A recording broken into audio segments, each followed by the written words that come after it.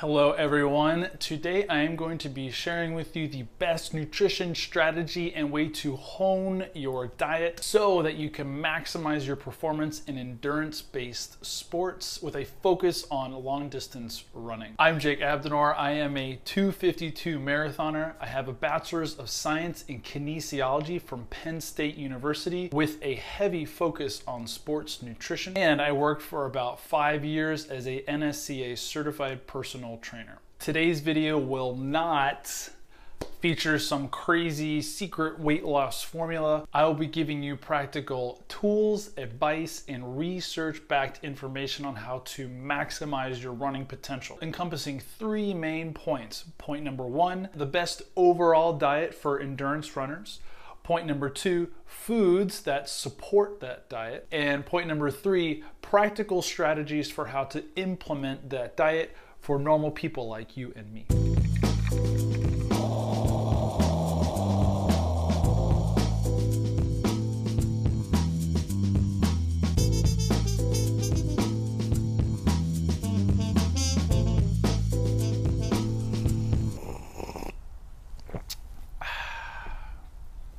It's Tuesday.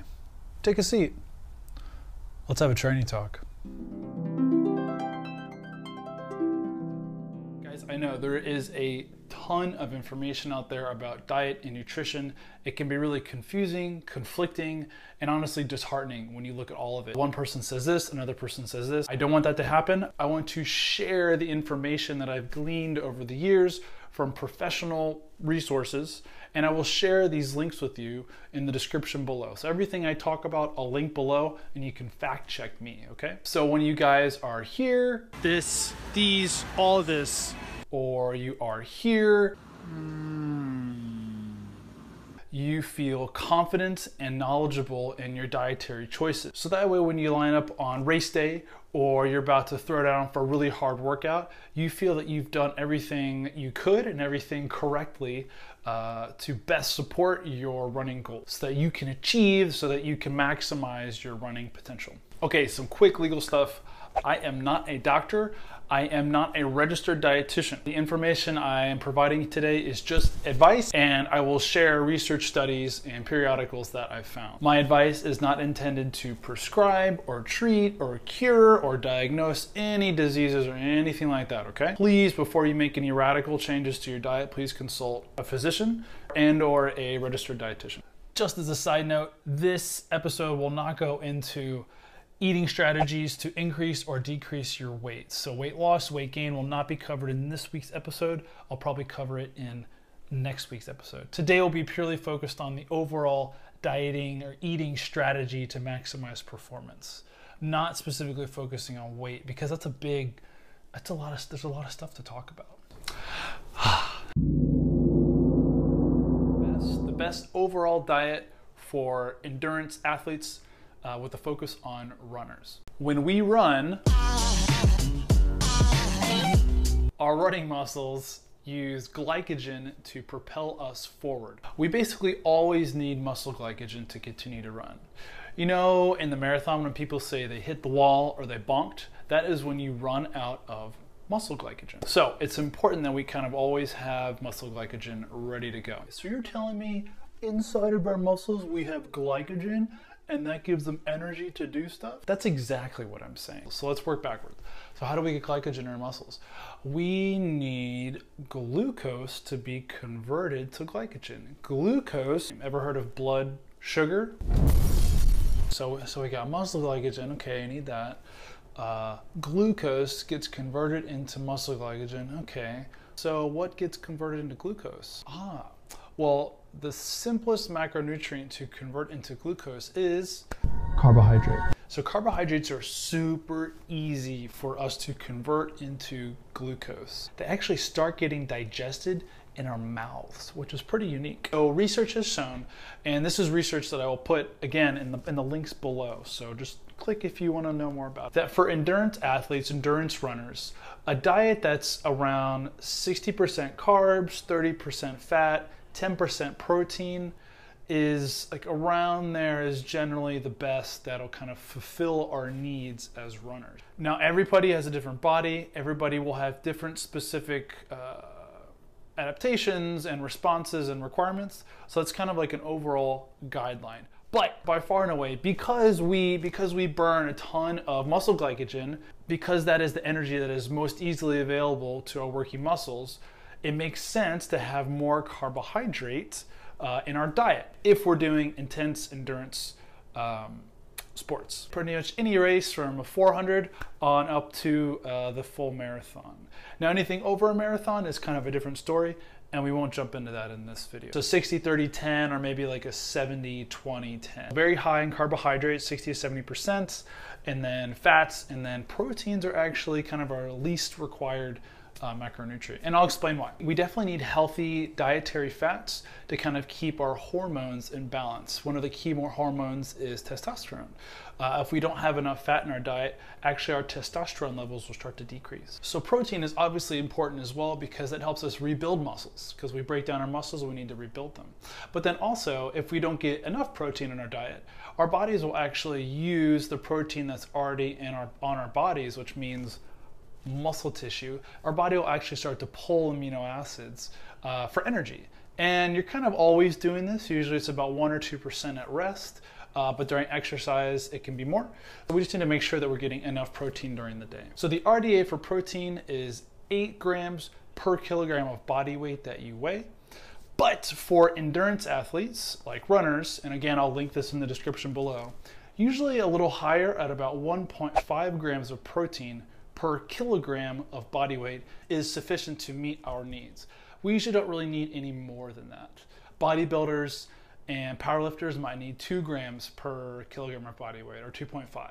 But for endurance athletes, usually 1.5 grams of protein per kilogram of body weight is totally sufficient. If you eat more protein, it's not really going to do you any harm, but you could be getting those extra calories in the form of carbohydrate, which as we discussed, will help your running a lot more than protein will. Okay, so we just covered the best overall diet for runners to have. We want to make sure our primary fuel source is carbohydrate, and then we want to, of course, consume dietary fats followed by dietary proteins. 60-30-10. Boom.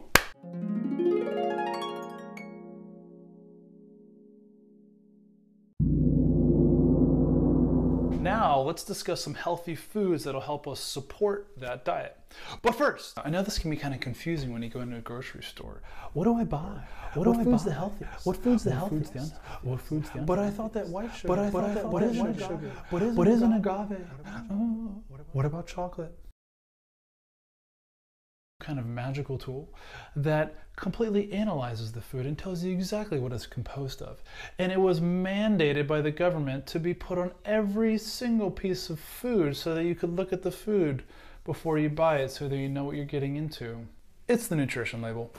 This is gold, and I'm going to explain it to you in 30 seconds. Ready, go! First thing I always do whenever I get a new food, I'm like, looks tasty, and I flip it.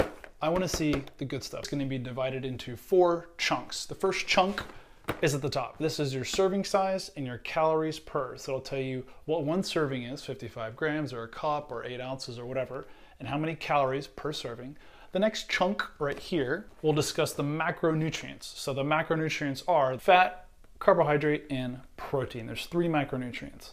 Saturated fat, trans fat, those are types of fat. Dietary fibers, sugars, those are types of carbohydrate. Cholesterol and sodium, those are not considered macronutrients. The next chunk are the micronutrients. Those are all your vitamins. So vitamin A, calcium, iron, vitamin C, vitamin B12. The next chunk is the ingredient list. The first ingredient on the ingredient list is the ingredient that is most prevalent in that food. This almond milk, the primary ingredient is almond milk, which is basically filtered water with a dash of almonds. These Trader Joe's crunchy lentil curls. The primary ingredient is lentil flour. So when you're buying juice, what's the first ingredient label? Is it sugar or is it water?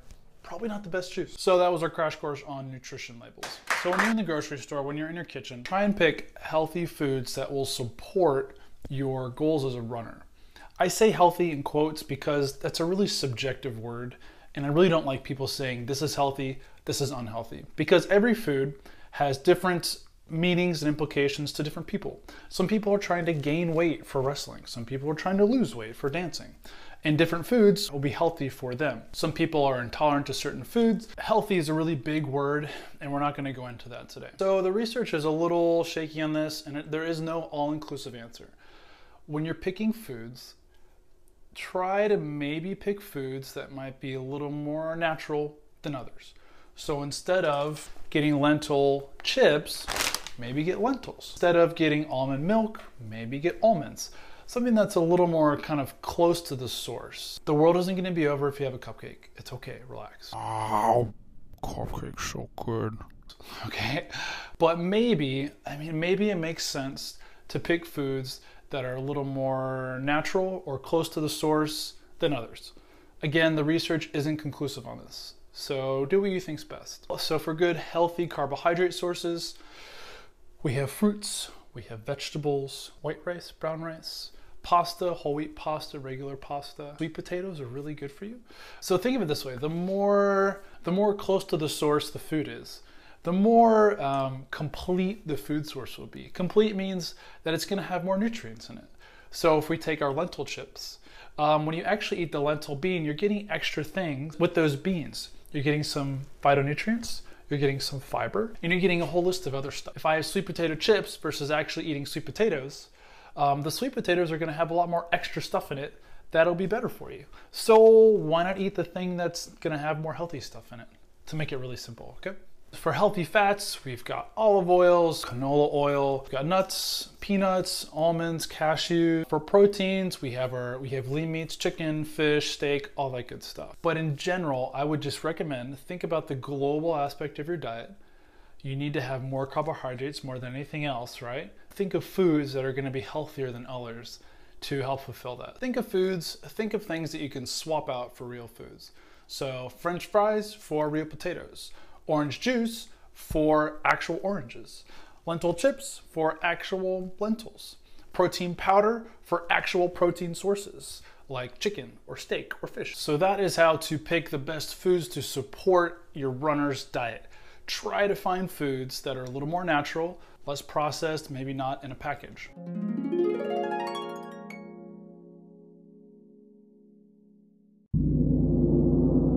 So now for our third point, probably the most important aspect of this, practical ways or strategies on how to implement this runner's diet into your lifestyle.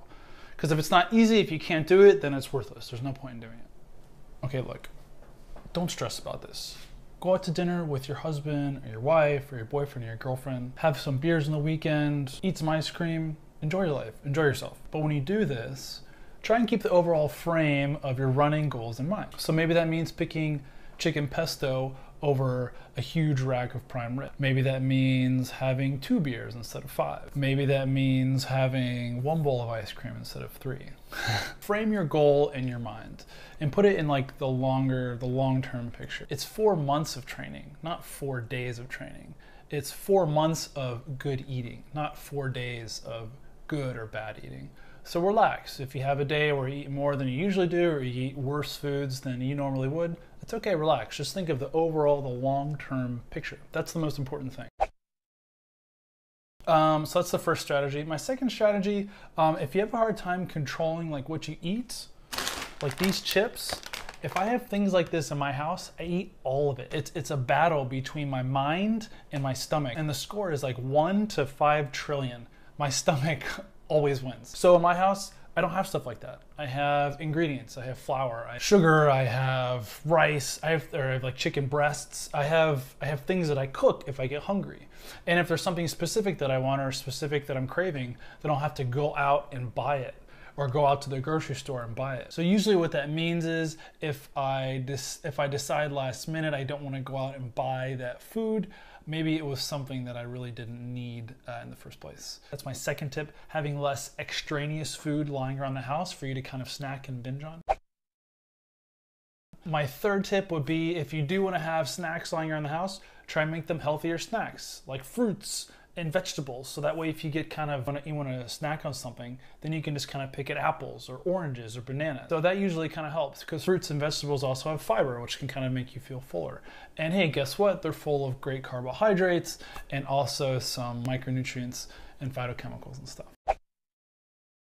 And my fourth and last tip is, if you have one of those addictive personalities, kind of like I do, use a food tracker. I'll put mine on screen. This is Lose It. I'm not sponsored by them or anything like that. I've just been using them for a few years. But a food tracker is a great way to basically keep you accountable. It takes 10 seconds to add a food into this app. So there's other food tracking apps out there like MyFitnessPal. They allow you to scan the barcode of a food you buy, so you can it puts in all the information like immediately. Again, this is just a great way to keep you accountable, because it shows you something visually. So instead of thinking, oh, I'm eating 100 calories, you can actually see on a pie chart, oh, I've eaten 100 calories, this is how many calories I have left in my day, or this is the percentage of my diet that has been carbohydrates today. It's only been 40%. I should maybe eat a little more carbs. So a food tracker is a great option. So Lose It is free, MyFitnessPal is free, and there's a few others on the App Store. All right, so to wrap it up, we talked about the best overall diet for endurance running. That's our 60-30-10. But you know, the percentage can change a little bit. Just focus on the fact that carbohydrates should be your primary energy source. Number two, we talked about healthy foods that will help support this diet. Essentially trying to find naturally occurring food sources and swapping out maybe packaged foods or more processed foods. Have a little more nutrients, they may make you feel better, more complete source of food. Number three, and probably the most important, these are practical ways to implement this runner's diet. The big one is just relax and don't take it too crazy seriously. You need to enjoy yourself, enjoy your life. Just think of the global context, think of the long-term strategy with your running. Remember, it's about 4 to 6 months of training and eating, not 4 to 6 days. So it's okay to have a few bad days here and there. Just be honest with yourself and think about how you're doing long-term. Some ways to kind of help you be accountable are going to be a food tracker. This will show you visually every day how you're doing on calories and your macronutrients, but you can also visually see your weight loss or weight gain progress. You can see your kind of average macronutrient intake over time. So, over the past 4 months, have you mostly been eating carbohydrates or fat or whatever? Some other strategies are maybe having, if you have trouble controlling yourself, maybe keeping less extraneous food lying around like cookies, crackers, and stuff like that. And if you do want to have something to munch on, then maybe have some healthy fruits. Last thing I'll say about this is that nutrition for runners is extremely important.